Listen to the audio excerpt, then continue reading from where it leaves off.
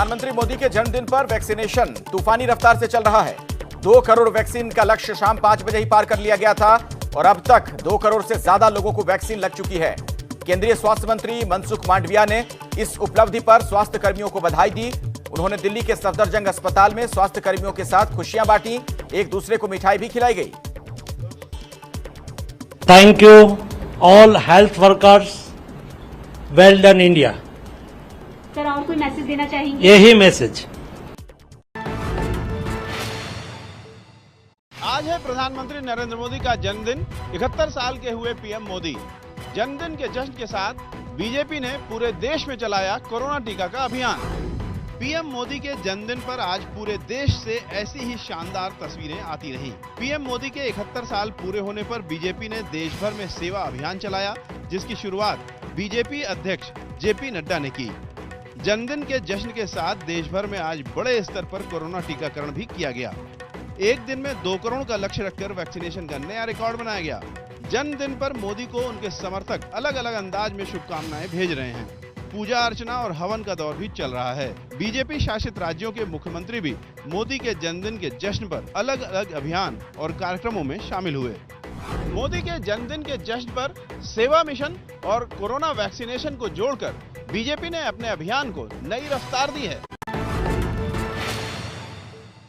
प्रधानमंत्री नरेंद्र मोदी के जन्मदिन पर जगमगा उठी काशी। 71 किलो का लड्डू बनाया गया। वाराणसी के दशाश्वमेध घाट पर जन्मदिन के मौके पर हुई विशेष गंगा आरती।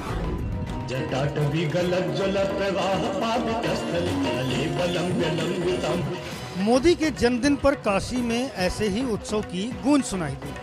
काशी के दशाश्वमेध घाट पर ये पीएम मोदी को शुभकामनाओं के लिए विशेष गंगा आरती की गई। बीजेपी नेताओं ने यहां मोदी के लिए विशेष पूजा भी की।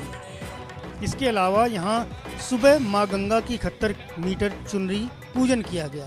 71 लीटर दूध से रुद्राभिषेक करके गंगा और बाबा विश्वनाथ से मोदी की लंबी आयु के लिए प्रार्थना की गई। जन्मदिन के मौके पर वाराणसी में 71 किलो का लड्डू मंदिर में चढ़ाकर लोगों में बांटा गया। वाराणसी पीएम मोदी का संसदीय क्षेत्र है और पूरे शहर में कल शाम से ही उत्सव का माहौल है। मोदी के जन्मदिन पर बीजेपी ने शुरू किए कई सेवा और समर्पण के कार्यक्रम। अमित शाह और जेपी नड्डा ने दी मोदी को शुभकामनाएं। जेपी नड्डा ने आज दिल्ली में बीजेपी मुख्यालय में सेवा और समर्पण अभियान शुरू किया। इस जन्मदिन के मौके पर प्रधानमंत्री मोदी ने दुनिया को आतंकवाद और कट्टरपंथ के खिलाफ दिखाया रास्ता। एससीओ समिट में बोले, अफगानिस्तान में बदलाव ने चुनौती बढ़ाई है। सबसे बड़ी चुनौतियां शांति, सुरक्षा और ट्रस्ट डेफिसिट से संबंधित है और इन समस्याओं का मूल कारण बढ़ता हुआ रेडिकलाइजेशन है। अफगानिस्तान में हाल के घटनाक्रम ने इस चुनौती को और स्पष्ट कर दिया है। इस मुद्दे पर एससीओ को पहल लेकर कार्य करना चाहिए। एससीओ यानी शंघाई कोऑपरेशन ऑर्गेनाइजेशन की बैठक में प्रधानमंत्री मोदी ने उस चीन को सीधा संदेश दिया है जो पाकिस्तान के साथ मिलकर तालिबान के समर्थन में लगा है। पाकिस्तान आतंकवाद के बचाव में तर्क देने और उसकी तरफदारी का कोई न कोई तरीका हमेशा निकाल ही लेता है।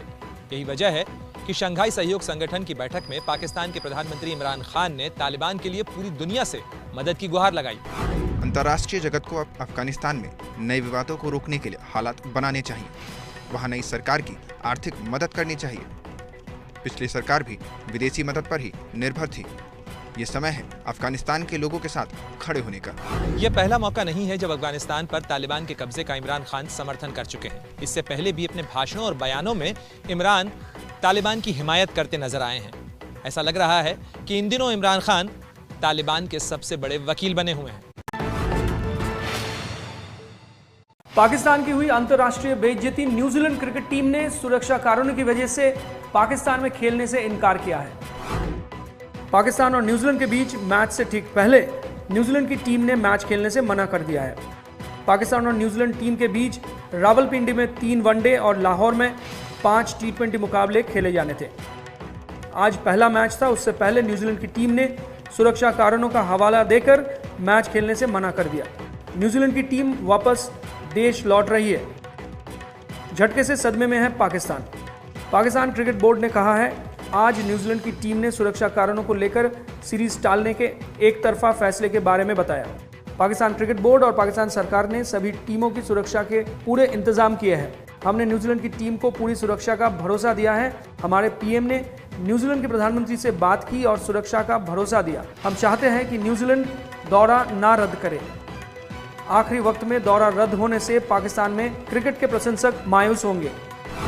न्यूजीलैंड टीम पाकिस्तान पहुंच गई थी। आज मैच भी होना था, लेकिन पाकिस्तान में जैसे हालात हैं उसे देखकर न्यूजीलैंड टीम ने दुनिया के सामने पाकिस्तान की पोल खोल दी है। कृषि कानून के खिलाफ दिल्ली में आज अकाली कार्यकर्ताओं ने प्रदर्शन किया। रकाबगंज गुरुद्वारे से लेकर संसद तक मार्च निकालने को लेकर कार्यकर्ताओं और पुलिस के बीच हुई झड़प। कृषि कानूनों के विरोध में शिरोमणि अकाली दल ने आज सुबह से ही ऐसे मार्च निकालकर अपने तेवर दिखाए। अकाली दल के प्रदर्शन को देखते हुए दिल्ली पुलिस ने पहले ही संसद जाने वाले रास्तों पर बैरिकेडिंग लगा दी, जिसके बाद पुलिस और प्रदर्शनकारियों का आमना सामना हो गया। झड़प हुई। साल भर से किसान ने अपने सहयोगी पार्टियों से नाता विश्वासघात की, लेकिन सरकार पूरे देश के किसान आजाद विश्वासघात कर रही है। सेंटर दी मोदी सरकार ने ते हरियाणा दी खट्टर सरकार ने पूरा जोर लाया। आज जेड़ा मार्च है इत्थे संगत ना पहुंच सके। नए कृषि कानूनों को आज 1 साल पूरा हुआ है। कृषि कानूनों की वजह से अकाली दल गठबंधन तोड़कर मोदी सरकार से अलग हुआ है। आज प्रधानमंत्री नरेंद्र मोदी का जन्मदिन मनाया जा रहा है। 71वां जन्मदिन प्रधानमंत्री नरेंद्र मोदी का मनाया जा रहा है। पर चंडीगढ़ में हम आपको दिखा रहे हैं कि किस तरीके से चंडीगढ़ यूथ कांग्रेस के जो वर्कर्स हैं, लीडर्स हैं, वो आज इस जन्मदिन को, प्रधानमंत्री नरेंद्र मोदी के जन्मदिन को राष्ट्रीय बेरोजगार दिवस के तौर पर मना रहे हैं। बताओ प्रोटेस्ट बात करेंगे हम। क्या नाम है आपका? मनोज लुबाना, यूथ अध्यक्ष हूँ चंडीगढ़ का। मनोज, क्यों ये प्रोटेस्ट कर रहे हैं आज आप? ये पकौड़े, समोसे, गोलगप्पे और बूट पॉलिश, क्यों प्रोटेस्ट है आप? सर, हमारा प्रोटेस्ट है कि मोदी जी प्रधानमंत्री जो हमारे कहते थे कि लोग चाय बेचो, हम अपने देश के प्रधानमंत्री से रिक्वेस्ट करना चाहते हैं, हम इस देश के वासी हैं, हमारे बारे में सोचो।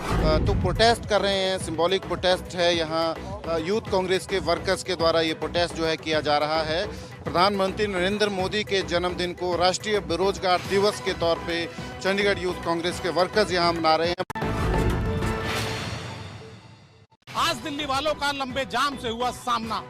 अकाली दल और किसानों का प्रदर्शन रोकने के लिए जब रास्ते बंद किए गए तो रफ्तार पर लग गया ब्रेक। आज दिल्ली के अलग अलग रास्तों पर इसी तरह जाम दिखा। गाड़ियां रेंगती दिखी। दिल्ली के आईटीओ पर तो कई किलोमीटर लंबा जाम लगा। लोग घंटों फंसे रहे। दिल्ली के कालिंदी कुंज में भी गाड़ियां रेंगती दिखी। दिल्ली नोएडा के बीच सफर करने वाले लोगों को हुई मुश्किल। अब दिल्ली गुरुग्राम बॉर्डर का हाल देखिए।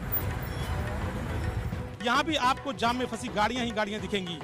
पुलिस बैरिकेडिंग और चेकिंग के दौरान रफ्तार धीमी हुई और लंबा जाम लग गया। प्रदर्शनकारियों को रोकने के लिए दिल्ली बॉर्डर से लेकर संसद तक के रास्तों पर बैरिकेडिंग की गई थी। साथ ही कई जगहों पर रूट डायवर्जन भी किए गए थे। इसी वजह से जगह जगह लंबे जाम लगे। महाराष्ट्र में शिवसेना और बीजेपी के एक साथ फिर साथ आने के कयास तेज। मुख्यमंत्री उद्धव ठाकरे के एक बयान से शुरू हुई हलचल। महाराष्ट्र के मुख्यमंत्री उद्धव ठाकरे ने आज मोदी सरकार में मंत्री बीजेपी के राव साहब दानवे को अपना भविष्य का साथी बताया, जिसके बाद ये कयास तेज हो गए हैं कि क्या शिवसेना और बीजेपी आने वाले समय में साथ आ रही हैं। की रावसाहेब, तुम्ही, आम्ही सगळेच जण राजकारण बाजूला ठेवून जनतेच्या हिताच्या गोष्टी करतो आणि मला असं वाटतं की जनतेला सुद्धा तेच अपेक्षित आहे। आज के वक्तव्य के बाद अगर कोई इसमें बदलाव होता तो आगे देखेंगे। मुख्यमंत्री जी ने मुझे बम्बई आने का न्योता दिया है। उद्धव के बयान के बाद राज्य में मंत्री अब्दुल सत्तार ने भी कहा कि अगर राज्य में एनडीए की सरकार हो तो केंद्र से अच्छा तालमेल रहेगा। यूपी में विधानसभा चुनाव से पहले विपक्ष को सताया ईवीएम में फर्जीवाड़े का डर। अखिलेश यादव बोले, हमें ईवीएम और बीजेपी के डीएम से रहना है सावधान। बिहार की जो बेईमानी हुई है वो ईवीएम और डीएम ने की, डीएम और ईवीएम ने की, लेकिन बंगाल की जनता ने जवाब दिया।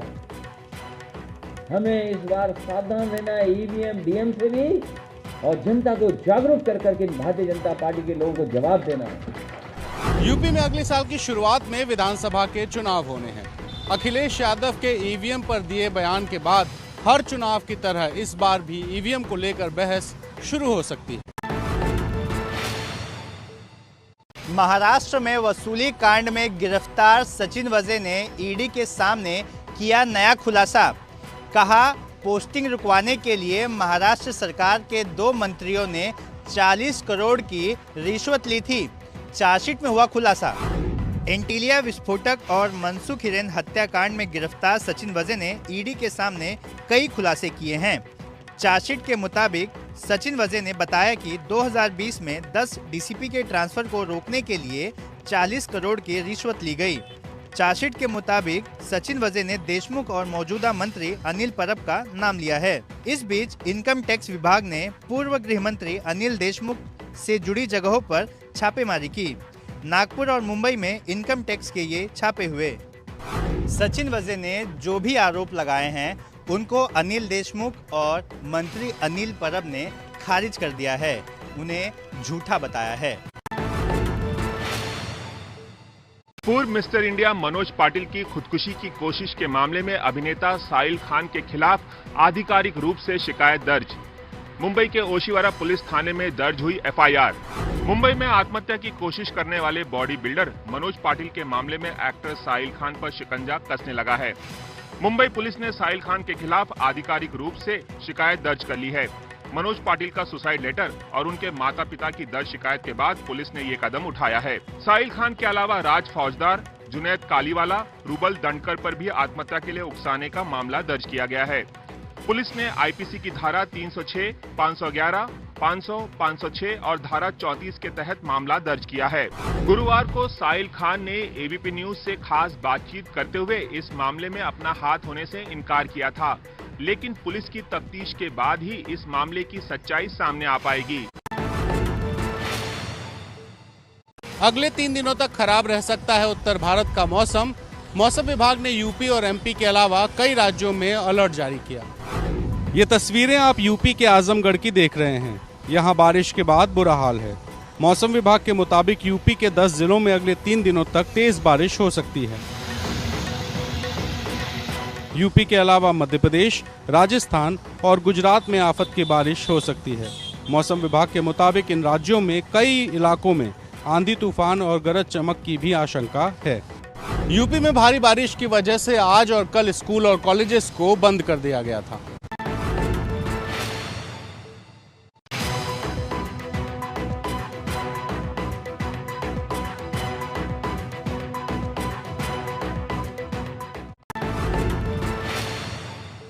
नमो चाय, क्योंकि कभी नरेंद्र मोदी चाय बेचा करते थे गुजरात के एक स्टेशन पर, लिहाजा आज उनके 71वें जन्मदिन के अवसर पर बीजेपी ने चाय का ये स्टॉल लगाया है। और ये देखिए, सबने सर में इस तरीके से गमछा बांध कर रखा हुआ है और इसके अलावा यहाँ पूजा भी किया गया है। बिल्कुल, आज तो विश्वकर्मा पूजा है और तो हम लोग को पूजा करके ही कोई कार्यक्रम करना है। तो लक्ष्मी गणेश जी साक्षात पूजा करना है ताकि इस देश पर लक्ष्मी जी की कृपा हमेशा बनी रहे। यहाँ पर महिलाएं ही यहाँ इस स्टॉल पर है। हम लोग दोनों बीजेपी प्रदेश के मंत्री हैं और हम दोनों ने इस आयोजन किया है। तो चूंकि महिलाएं बहनें बना रही है और पुरुष भाइयों को पिलाना है, तो आज हर मोर्चे पर महिलाओं को दिखाना है कि आत्मनिर्भर कैसे बना जा सकता है, चाय बेच करके भी बना जा सकता है। ये तस्वीर है, महिलाएं चाय भी पी रही हैं, महिलाएं चाय यहाँ पर बना भी रही हैं, पिला भी रही हैं। ये अलग तरीके का आज आयोजन है जो फिलहाल बीजेपी कार्यालय में, बिहार बीजेपी कार्यालय में देखने को मिल रहा है। मुंबई में बन रहा एक बड़ा पुल टूटा। हादसे के वक्त पुल पर काम कर रहे थे लोग, 14 लोग घायल हुए। मुंबई के बांद्रा कुर्ला कॉम्प्लेक्स में बन रहा ये पुल आज सुबह ढह गया। पुल का निर्माण MMRDA करवा रहा था। उसके मुताबिक ब्रिज में बेरिंग खराब होने की वजह से ये पुल गिरा है। जिस वक्त पुल गिरा उस पर 20 से ज़्यादा लोग काम कर रहे थे। सभी ने किसी तरह अपनी जान बचाई। चपेट में आने से 14 लोग घायल हुए। इस पुल को साल 2022 तक बनना था, लेकिन हादसे ने पुल बनाने की खामियों का खुलासा कर दिया। विपक्ष अब महाराष्ट्र सरकार पर हादसे के बहाने निशाना साध रहा है। कल से शुरू हो जाएगी 4 धाम यात्रा। उत्तराखंड के मुख्यमंत्री पुष्कर सिंह धामी ने किया ऐलान। उत्तराखंड के मुख्यमंत्री पुष्कर सिंह धामी ने कहा है कि 4 धाम यात्रा 18 सितंबर से शुरू होगी। तीर्थ यात्रा पर से प्रतिबंध हटाने के उत्तराखंड हाईकोर्ट के फैसले के बाद राज्य सरकार ने यात्रा की तैयारी शुरू कर दी है। 4 धाम यात्रा आने वाले यात्रियों को 72 घंटे पहले की कोविड निगेटिव रिपोर्ट लाना जरूरी होगा। श्रद्धालुओं को देहरादून स्मार्ट सिटी पोर्टल और देवस्थानम प्रबंधन बोर्ड के पोर्टल पर रजिस्ट्रेशन कराना होगा। कोरोना के चलते 28 जून को हाईकोर्ट ने इस पर रोक लगाई थी। अब हाईकोर्ट के आदेश के बाद कल से कड़ी सुरक्षा और इंतजामों के साथ शुरू होगी यात्रा।